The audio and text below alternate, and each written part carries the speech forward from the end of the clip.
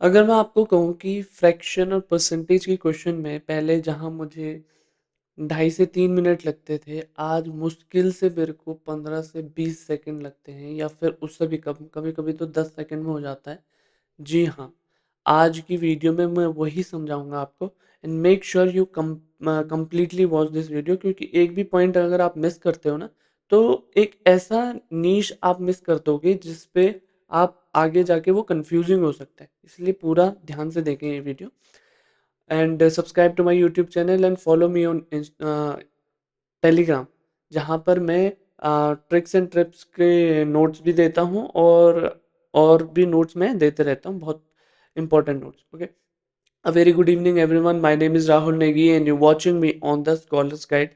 So this basically is day 74 of 150 days 150 topics. और आज हमारे पास जो टॉपिक है ना, बहुत ही important topic, fraction and percentage. This is part 1 and part 2 में भी हम और ट्रिक्स करेंगे। देखो, ऐसे ट्रिक करके ना, चाहे आपका डी के अंदर का क्वेश्चन हो, चाहे मैथमेटिक्स का कोई वैसा क्वेश्चन है फ्रैक्शन का, आपका गलत नहीं हो सकता, क्योंकि हम डबल चेक करते हैं उसको। और दूसरा क्या है, बहुत जल्दी हो जाता है। ठीक है, चलो। जैसे कि फॉर एग्जांपल अगर आपके पास कोई फ्रैक्शन है, जैसे 2/5 है एंड 3/5 है, आप इसमें एक चीज कॉमन देख रहे होंगे कि इन दोनों का बेस कॉमन है। Base in the sense denominator common है। तो ध्यान से सुनना, अगर किसी का डिनोमिनेटर कॉमन है तो हम उसके न्यूमरेटर को कंपेयर करते हैं, और अगर किसी का न्यूमरेटर कॉमन है तो हम उसके डिनोमिनेटर को कंपेयर करते हैं। पर कंपेयर कैसे करते हैं वो ध्यान रखना। मैंने यहाँ पे लिखा भी है, when denominator same compare numerator. ठीक है, लार्जर फ्रैक्शन, इसमें से आप लार्जर फ्रैक्शन होता है ना, जैसे देते हैं आप कि ये बड़ा है या फिर ये बड़ा है, ऑप्शन में 3 वाले दे देंगे, जैसे 4/5 भी दे देंगे, तो ये बड़ा है, ऐसा है, क्या है, तो वो हम जानते हैं। देखो, लार्जर इनमें से वो फ्रैक्शन होगा जिसमें लार्जर वैल्यू है। ठीक है, तो ये वाला लार्जर होगा। अब कैसे, अगर डिनोमिनेटर सेम है तब ये केस है कि जो लार्जर वही होगा जिसमें लार्जर वैल्यू है। Larger fraction equals to fraction with larger numerator. इन दोनों में से बड़ा कौन सा है, ये वाला। अब मैं कहूँ 3/5 और 6/5, तो ऑफकोर्स ये है 3/5 और 1/5। ऑप्शन ये है, ऑप्शन ये है, सॉरी, 1/5 और 3/5, क्योंकि लार्जर हमारा न्यूमरेटर। अब आ जाते हैं दूसरे केस पे, जो है कि न्यूमरेटर सेम है। अगर ध्यान रखना, न्यूमरेटर सेम है तो हम डिनोमिनेटर को कंपेयर करते हैं ना, और जो छोटा होगा वो बड़ा होगा, जो डिनोमिनेटर छोटा होगा वही बड़ा होगा। जैसे कि when numerator are same then compare denominator, denominator को कंपेयर करेंगे। लार्जर फ्रैक्शन, इनमें से लार्जर फ्रैक्शन क्या होगा, फ्रैक्शन विद स्मॉलर डिनोमिनेटर। इनमें से जो स्मॉलर डिनोमिनेटर है ना, जैसे 2 है, तो ये हमारा लार्जर होगा। क्यों होगा, क्योंकि ये 5 को 2 भाग में डिवाइड कर रहा है, ये 5 को 3 भाग में डिवाइड कर रहा है, तो 2 भाग वाला तो बड़ा होगा। ये तो बात बहुत कॉमन से था। आगे हम देखते हैं जिस पे एक्चुअल क्वेश्चन आते हैं। जैसे कि पहले इसको जरा मैं मिटा दूं ताकि फ्रेश फ्रेश आपको समझा सकूं मैं। ठीक है, हाँ, देखो, देखो ये अब इस ट्रिक देखना, हम क्या करते हैं, इसको इससे मल्टीप्लाई करेंगे 2 into 5 और यहाँ पर लिखेंगे, इसको इससे मल्टीप्लाई करेंगे और यहाँ पर 3 into 4 इसके नीचे लिखेंगे। 5 2 जा 10, 3 4 जा 12। अब इन दोनों में से बड़ा कौन है, ये, तो ऑफ कोर्स ही बात है 2/3 विल बी लेस देन 4/5। समझ आया ट्रिक। देखो, हमने क्या किया, 2 को किया 5 से, ऊपर वाले को इधर वाले के, लेफ्ट वाले के ऊपर वाले को किया राइट वाले के नीचे वाले से, और यहाँ पर लिख दिया। 3 को किया 4 से और हमने यहाँ पर लिख दिया। फिर इन दोनों को कंपेयर करना है, दोनों को कंपेयर। 10 इज लेस देन क्या, 12। ठीक है, that's why 3/4 is less than 4/5, 4/5 is greater than 2/3। ठीक है, अब ये इस केस में होता है जहाँ डिनोमिनेटर या फिर न्यूमरेटर सेम ना हो। ठीक है, अब क्वेश्चन एक्चुअल में कैसे आते हैं, ये वाले क्वेश्चन आते हैं। ठीक है,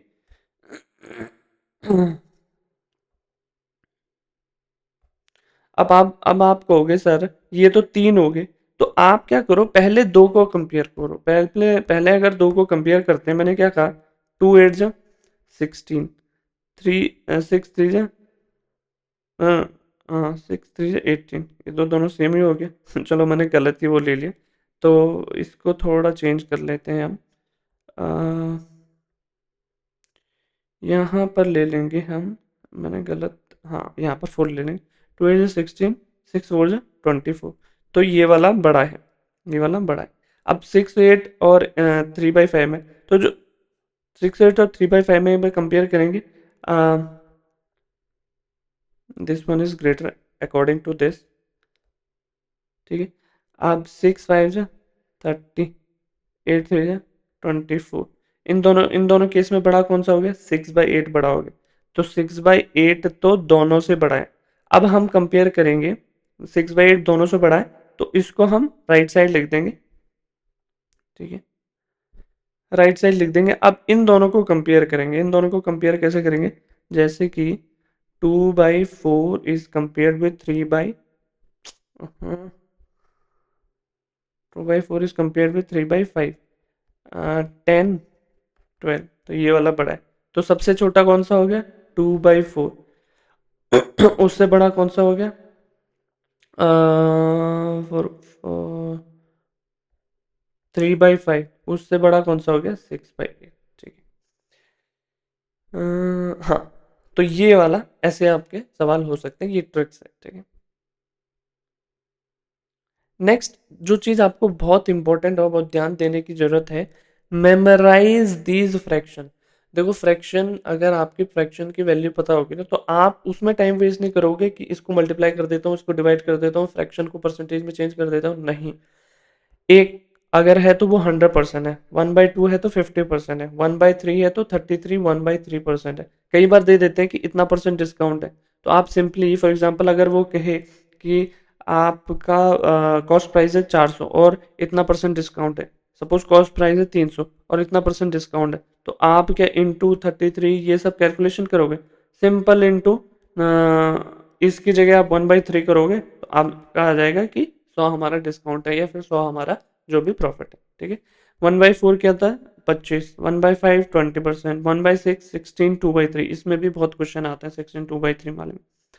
1/7 हो गया 14, 2/7, 1/8 हो गया 12, 1/2, 1/9 11, 1/9, 1/10 10%। तो ये सारा आप एक बार में आप स्क्रीनशॉट भी ले सकते हैं। ठीक है, इतने का और इतने का, हाँ स्क्रीनशॉट ले लीजिए। और ये बहुत इंपॉर्टेंट है, ठीक है, इनको मेमोराइज कर लेना, लिख लेना।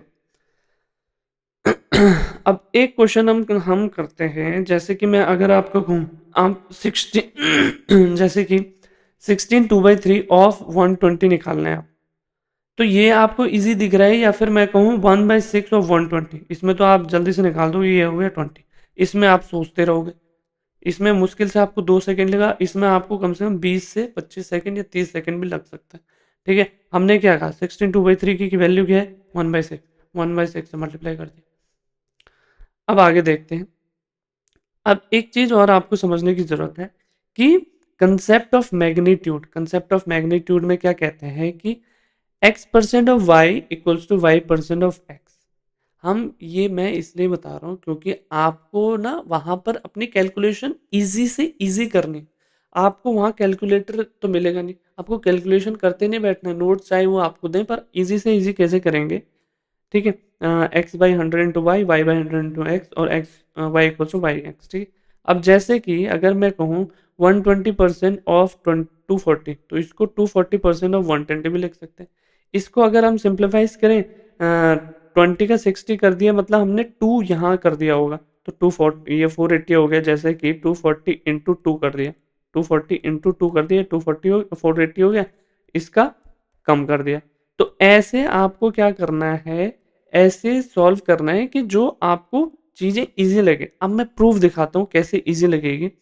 फॉर एग्जाम्पल, पहले आप इसको कैसे सॉल्व करोगे कि भाई 18% ऑफ 35, 18/100 इंटू 35, ये सब करोगे, नहीं करना। वो ध्यान से देखो, 18% मतलब क्या हो गया, इसको कर दो 9%, 18 को 9% कर दो, इसका 9 दो हमने घटा दिया, तो इसमें 2 बढ़ा दो, इंटू 35 इंटू 2, क्या हो गया 70।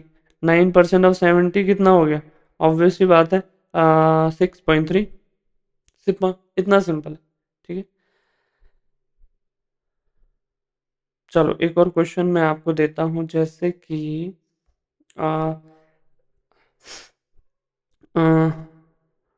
28% ऑफ से 70, 28% और 70 थोड़ा मुश्किल हो सकता है, तो हम इसको क्या करेंगे, 14% ऑफ 140, 14% ऑफ 140, ये भी क्या पता मुश्किल हो सकता है, तो इसको हम करेंगे 7% ऑफ 280। तो इसको हम सिंपल कर सकते हैं, 280 इंटू 7 अपॉन में 100, 7 8 56, 7 2 14 और 9 19 19.6, ठीक है। तो आपको कहने का मतलब ये है, आपको कैलकुलेशन आसान बनानी है। That's it for today, I hope you like it. If you did, subscribe to the scholars guide, comment down your valuable suggestion and I will see you in the next video. बने रहे next video में, तो और भी मजा आने वाला है, ठीक है। Okay, bye bye.